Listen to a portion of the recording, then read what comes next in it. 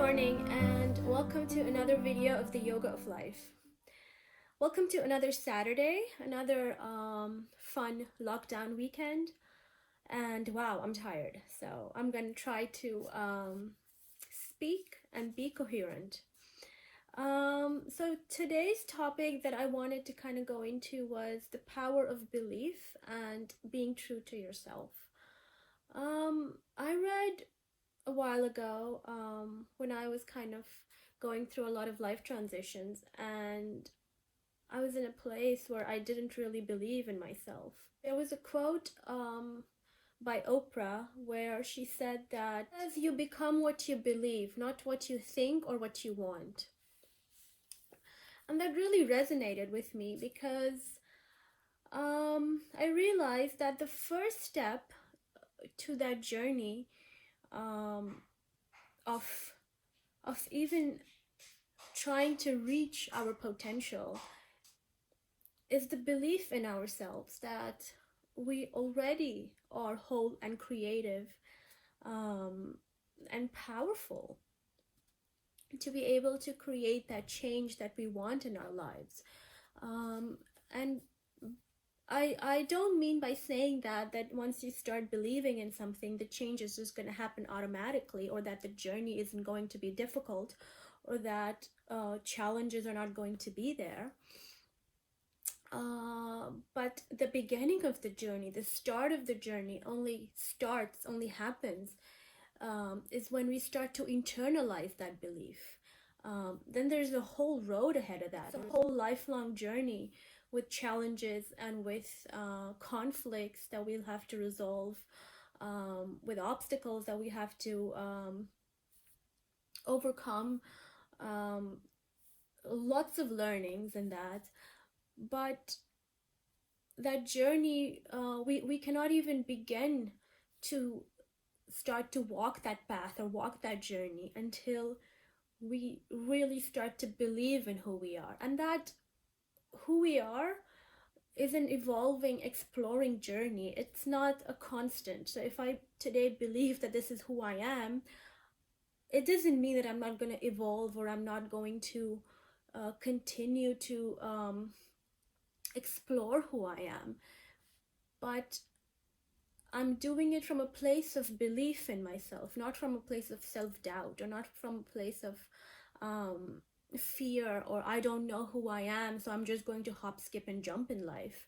But from a deep sense of knowing that I already am whole and complete. There are certain mindsets that we kind of have to internalize to be able to go on this journey. And a really important one is a growth mindset. That life is a constant journey, life is a constant change. Life is continuously creating, recreating, reassessing, rethinking, and then going back with those new learnings and then recreating. And it will be constantly happening because change is constant. The only thing that is constant is change. So if we go into anything in life knowing that life is a constant growth process, and we're going from this learning mindset that any obstacle that we have is actually an opportunity to learn something new about ourselves, about the world, but it has to start from that place of learning. Another mindset, or another kind of an approach that really needs to be internalized with ourselves, is brutal honesty with ourselves, which means that as human beings, we kind of are blind to our blind spots. We tend to lie to ourselves a lot about ourselves, and we don't even know that we're lying, because we ourselves don't know our potential. Our potential is think of potential as an object that we can reach towards, but we're not there yet, and we don't know the road to that potential.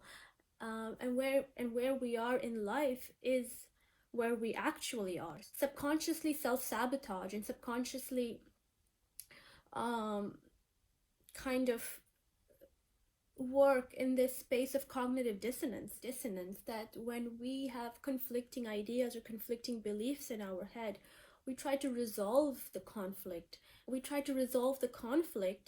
By believing in whatever we want to believe. So say a person is going through a lot of changes in life, there are two or more conflicting beliefs or ideas, and there is one which they used all their lives to work with. But now, because they're going through a lot of life transitions, there are more ideas, there are more perspectives, and they're kind of contradicting each other. And that creates a lot of stress, a lot of anxiety, and also a lot of fear, because there's a lot of uncertainty. And as human beings, it's very difficult to actually do things that we have never done before and change our patterns. And a lot of things need to be brought up into awareness before that even happens.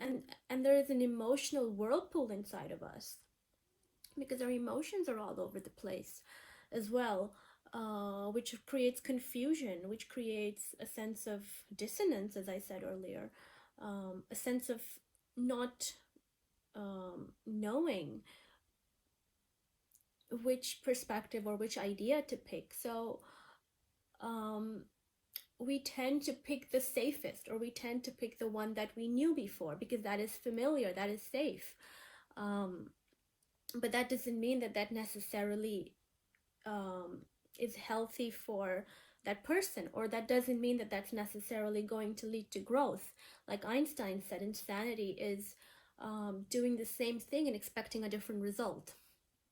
So if that earlier choice didn't work for them, it's not even going to work for them right now, but it's just easier to pick that. And it's a lot more difficult to think in perspectives and to be able to shift them and to be able to take objectivity and look internally at our own blocks, or at our own knots that our mind creates. And most people tend to self-sabotage because it's easier. So when I say brutal honesty, I go back to mean that brutal honesty with ourselves, to the extent that we can take objectivity. If we have different conflicting perspectives, we have the ability to take a certain level of objectivity, to be able to kind of observe the different perspectives for what they are, and reassess our values and our meaning maps, and kind of see what perspective or what choice is the most in alignment with our values. And it could be that core values might be shifting, or someone who's going through life transitions especially might never have had the opportunity before to even assess what their core values are, because they were probably doing everything on autopilot. So they never even had the chance to kind of go back and see what it is that was really important for them, or what their core values are, what adds meaning to their lives, and what their broad vision is. So it's a whole process, being brutally honest with ourselves. And I call it brutal honesty because it really requires a no bullshit approach with ourselves. That doesn't mean, and I'm emphasizing here as much as possible, that doesn't mean that we're not self-compassionate. That doesn't mean that we don't accept ourselves for all the feelings and all the difficulties that come. That doesn't mean that we judge and we put extra pressure. In fact, it's the opposite. It means we have to be extra compassionate with ourselves and others. We have to have more empathy than before for ourselves and others. We have to forgive ourselves and others. We have to accept ourselves and others even more, because this requires us to change so many actions, which is going to naturally take a long time and a lot of effort. So it has to start from self-compassion and self-acceptance. So by saying brutal honesty, I do not mean that we have to judge and we have to pressure and we have to push ourselves. In fact, I mean the other way around, that we have to be extra self-compassionate and extra self-forgiving. But the brutal word I use here is because we have to have the ability to be constantly be able to take objectivity and reassess. So it might happen that the first time we try to be honest, and we do this, we take a sense of objectivity and we are aware, but we realize that we have fallen back into the same pit that we fell earlier, or we made the same choice. But that's okay. The extra compassion and the extra self-acceptance comes here, that you go like, that's okay, you're going to try again, you try again, you take objectivity again, and then you go through that whole process again. And eventually, with love, with acceptance, with careful observation, the patterns will change. Being judgy, pressuring yourself to change will not change anything. In fact, it keeps you in this perpetual state of being judgmental to yourself and others, being angry towards ourselves and towards others. So there has to be a lot of compassion and a lot of forgiveness, and at the same time, a very, very strong belief in yourself that you are worthy and you are enough, and you are whole and complete exactly the way you are. And then with all those perspectives, or with all those mindsets, you take a step back and you actively look at yourself for who and what you are, and then you reassess in that space. So a growth mindset and brutal honesty, and again, I'm going to emphasize here a lot of self-compassion and a lot of empathy with self and others. And then with those mindsets and with that belief in ourselves, then we start to walk on that path or on that journey to becoming who we want to become. And then, as I said, that's a path, and that's a journey filled with a lot of learnings, a lot of opportunities, a lot of potential for growth. And in that, we have to, again, assess and reassess the different changes that we want to make in our lives. So if we want a different kind of experience for ourselves, we have to create that. If we want different friends or different people surrounding us, then we have to kind of reassess the people who surround us at the moment, and if they are energy vampires in your life. So by that I mean who kind of suck the positivity out of you, or perpetuate negativity in your life, hold you from your growth, from your potential, then you want to kind of reassess and see what kind of people you want to surround yourselves with. And then you have to let go of the people who don't add that value and meaning compassionately. And you have to create a circle around you that adds those things that you're looking for, those deeper meanings that you want with the people that surround you. Say if we want to do a career change, then that's a whole path again, where we have to assess and reassess what it is that we want from our career. What kind of jobs do we want to do? What kind of strengths and weaknesses are inside of us? Reassess what our own strengths and weaknesses are, and what kind of person do we want to be, and what kind of a job or a career will help me or remove that from me. So we have to know what kind of environment we want to be in, so that the best part of you that you want to extract, that environment will extract out. And then reassess what kind of practical trainings or practical skills that we need to learn. Maybe go back to school, maybe take workshops, trainings, whatever it is, and we have to practically see what skills we need and how do we up those, so that we can change our path to that career that we want.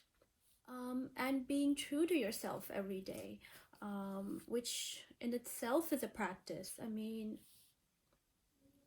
we kind of get into the grind of life, and it becomes difficult every day or every time to really pull from that deepest part of ourselves or deepest part of our essence, which allows us to make decisions in life which are in alignment with our true selves, which are in alignment with um, who we are in the context of our unique life experiences and our strengths and our growing edges and our desires and our hopes and dreams. And again, that can constantly keep evolving. So it requires this deep connection and this deep relationship with ourselves that we have to kind of cultivate every day. One thing I really like telling myself is, and I tell my kids that also a lot, that the one person that you're never going to break up with is yourself. So you better have a really good relationship with that person, because you're going to live with that person. Like, you're kind of stuck with that person for the rest of your life, you know? So you better have a good relationship, and you better connect with that self really, really well. So being true to ourselves is having this deep, intimate connection or this deep, intimate relationship with ourselves. And we didn't kind of grow up learning that. Nobody told me that you have to develop connection and a relationship with yourself. You know, nobody told me you have to develop this deep intimacy, into me you see. That you have to develop this insight and you have to see who you are. Nobody told me that. I mean, that's like, nobody tells us that, you know. It's something that life teaches us, or doesn't, I would say. And my own life experiences and the life transitions and all the things I've learned and all the things I've studied and all the things I've internalized kind of have really pointed out to this one thing, which is see yourself for who you are, know yourself.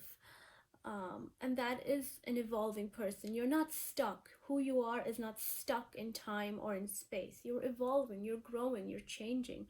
But you'd rather want to grow and change in the direction that is in alignment with your true self, your behavior, your thoughts, your feelings, the kind of relationships and the kind of people, the kind of community that you want to create around you, the kind of person you want to be, the kind of values, core values that you want to work from, the vision that you have in life, the purpose that you want to achieve or you want to live your life for, is in alignment with your true deep inner self. At every stage in life, in every phase in life, in every developmental phase, in every transition phase, in every season of change that we are in. So it requires this deep connection, this deep conversation, this deep intimacy with ourselves to be really, really true to who we are. And that's a practice, again, every day. We can either choose to disconnect or we can choose to stay connected to our true selves.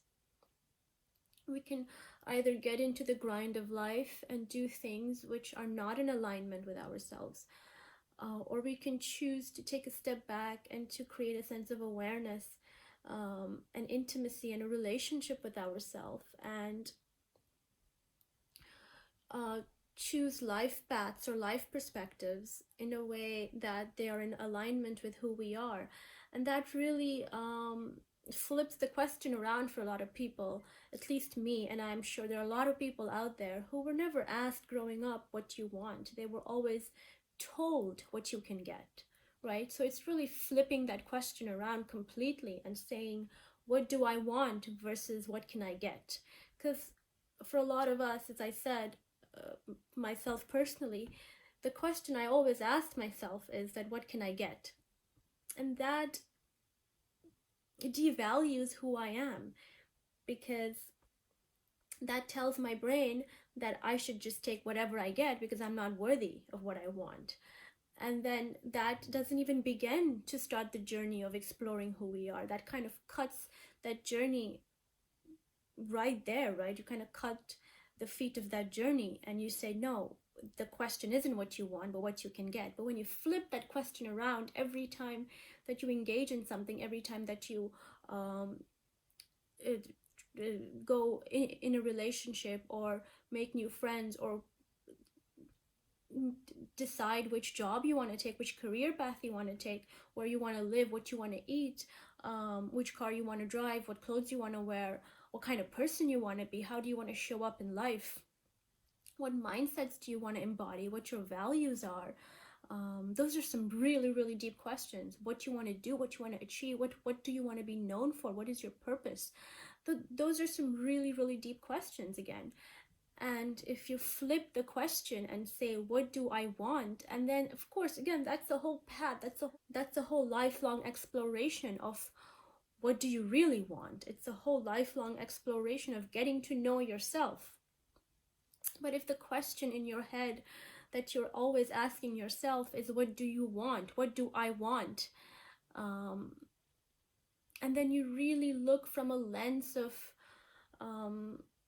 being honest to yourself, knowing your strengths, your weaknesses, your growing edges, your values, and then really look from that lens of what do I want. And of course you're going to make mistakes. Of course you're going to be in situations where you're probably questioning yourself and saying, what am I doing here? Why? Right? But that situation in itself gives you valuable information about who you are. Instead of pressurizing, instead of being judgy to yourself, instead of being angry to yourself, it's saying, why did you do this? Or why are you doing what you don't like? It gives you a lot of good information about who you are, what your worth is, especially if you were never asked that question. How are you going to know what you want when you've never been asked that question all your life? All of a sudden, if you have to flip that script and really ask yourself, what do I want? It's a deep question, and it's a difficult journey, and it's a difficult question to answer. And most people reach their old age and they still don't know, or they've never asked that question, or they're just beginning to ask that question. It's a very, very difficult question to answer. And again, that answer is in itself a journey. It's not a fixed answer. It's not, I want yada yada yada. It's not a linear answer. It's an answer that has to be processed and created. I would say it's an answer that is constantly creating and recreating itself.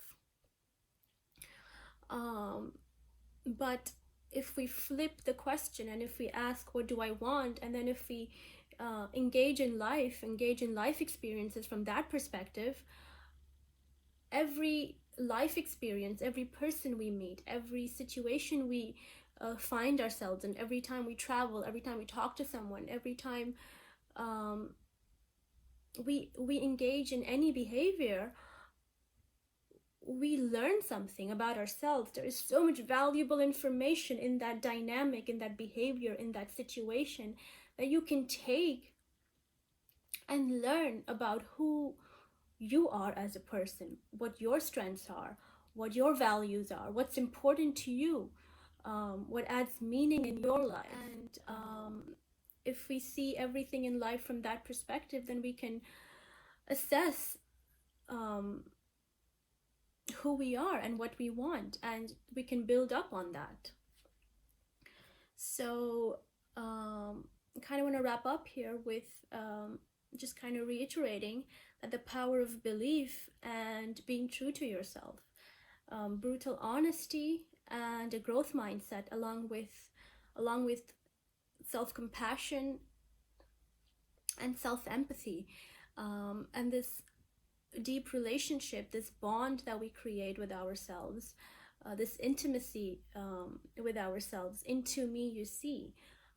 The only person who knows you is you. So get to know yourself, really. The only person that you're stuck with, I would say, you are not going to break up with, no matter what, is yourself. So building that deep relationship with ourselves, and then every day choosing to build on that relationship, choosing to be to being true to yourself, choosing to do things that are in alignment with who you are, choosing to not doubt yourself when everybody around you is doubting. The hardest thing in life, and I really love the poem by Kipling, when he says that even if everybody around you is doubting, and even if they have reasons for that, and they can rationalize their reasons from here to Tokyo, the power lies in if we truly believe in ourselves. So that power of belief really takes precedence, especially when the people around us are doubting us. And only you know who you are, and only you know what you're doing in life is the path for you or not. It doesn't matter if other people doubt you, but that doesn't mean that you don't take constructive criticism in a good way. That there are many people who actually give constructive good criticism, and that again can be taken as information, and you can sift through that information and then really apply it to yourself and see, oh, is this something that works for me? Is this something that I'm not good at or I'm good at? Is this criticism true or not? This constant checking back with yourself, this constant back and forth dynamic, this back and forth conversation, and also constantly checking with your felt sense, because then you can add an extra element on that, because sometimes we think something is right for us, but there's something in our bodies that tells us, or a feeling which kind of comes up, and in the most subtle ways, that no, this isn't what we want, but we kind of rationalize it, and then after a couple of years or after some time we realize that it's not for us. So how to be more in alignment with our intuition, how to listen to our connection that we have with ourselves, and to be true to ourselves. Thank you. Don't forget to like and subscribe to be kept updated on new videos. And if you have any comments or thoughts on the topic, then please leave a message in the comments below.